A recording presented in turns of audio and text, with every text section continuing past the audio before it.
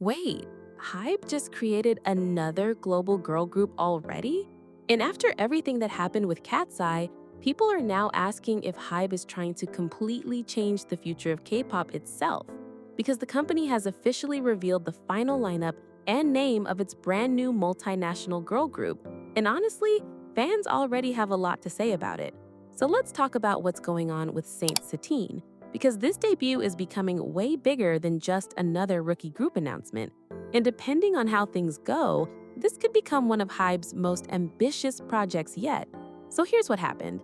HYBE and Geffen Records officially introduced Saint Satine as the second global girl group created through their joint venture, and the reveal happened during the finale of an audition program called World Scout: The Final Piece, which aired on the Japanese streaming platform Abima.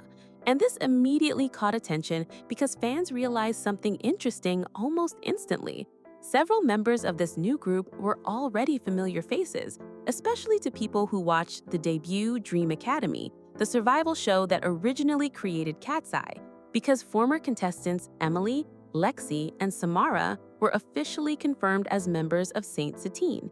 And then during the finale, Sakura was chosen as the final member of the group after winning the competition, completing the four-member lineup. And honestly, this already feels emotional for some fans, because people who followed Dream Academy remember how competitive and stressful that show was. And now seeing former contestants finally debut somewhere else almost feels like a second chance story, especially for trainees that fans believe deserved more attention the first time around. But this is where things get complicated, because this debut is also sparking a much bigger conversation about what HYBE is trying to do globally. Because Saint Satine isn't just another K-pop girl group, it's part of HYBE's long-term international expansion strategy. And if you look at the timeline, this has been building for years now. First came KATSEYE in 2023 through Netflix's The Debut Dream Academy, which was already historic because it was one of the first major attempts to combine K-pop's trainee system with a fully global lineup and Western-focused marketing strategy. And now, HYBE and Geffen are doing it again, but even bigger, because last year they officially announced plans for a second multinational girl group. And unlike KATSEYE, this time they specifically focused heavily on Japan during the audition process, holding preliminary auditions across the country before bringing selected trainees to the US between October and December 2025, where they trained using HYBE's K-pop system. And honestly, that detail alone says a lot about where the industry is heading right now, because companies aren't just exporting K-pop music anymore, they're exporting the entire training system itself. And HYBE especially seems determined to build a global entertainment structure where idols can be developed outside Korea while still following the same methods that made K-pop successful in the first place. And according to reports, around 14,000 applicants competed for a spot on the show, which is honestly insane when you think about it, because that means thousands of trainees were competing for just one final position in the group.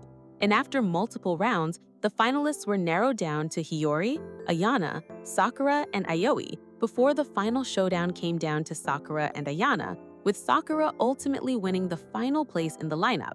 And right after the finale aired, fans immediately started discussing the group online, and the reactions have honestly been very mixed. Because on one side, there are people who are genuinely excited, especially fans of Emily, Lexie, and Samara, who feel happy that they finally got another opportunity after Dream Academy.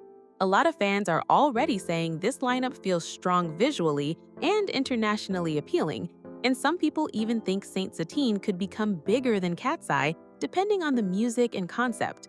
But on the other hand, there are also fans who feel a little uneasy about how fast HYBE is expanding these global projects, because some people are starting to wonder whether the company is focusing too much on international groups, while traditional K-pop fans still want stronger focus on Korean-based acts. And that conversation has been getting louder lately, especially as HYBE continues investing heavily in overseas expansion. And then there's another debate happening too, because some K-pop fans still question whether groups like KATSEYE or Saint Satine should even be categorized as K-pop at all, since they are multinational groups being marketed globally rather than traditionally Korean idol groups.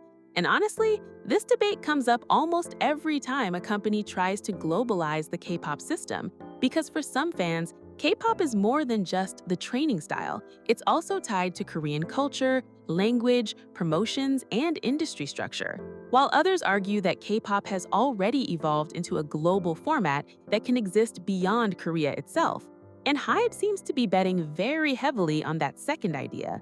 And this is where things get really interesting, because if Saint Satine succeeds, it could push even more companies to create global trainee systems outside Korea, meaning the future generation of K-pop style groups may not even be based entirely in Korea anymore. And that would completely reshape the industry over time.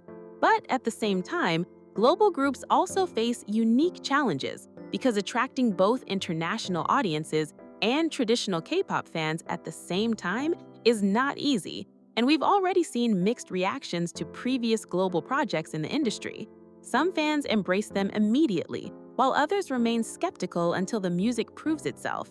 And right now, that's exactly where Saint Satine stands.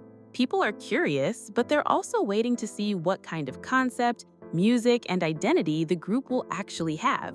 And according to HYBE America executive creator Sun Sunduk, the group's name itself reflects duality, with Saint representing strong charisma and commanding presence, while Satine symbolizes elegance, softness, and sophistication, which honestly sounds like they're aiming for a very polished, cinematic image, and fans are already trying to imagine what the debut concept might look like visually, especially after seeing HYBE's production quality with previous projects. And then there's the timing, because the group is expected to debut in the second half of this year, which means preparations are probably already moving quickly behind the scenes. And knowing HYBE, there's likely going to be a heavy promotional push globally once teasers begin dropping.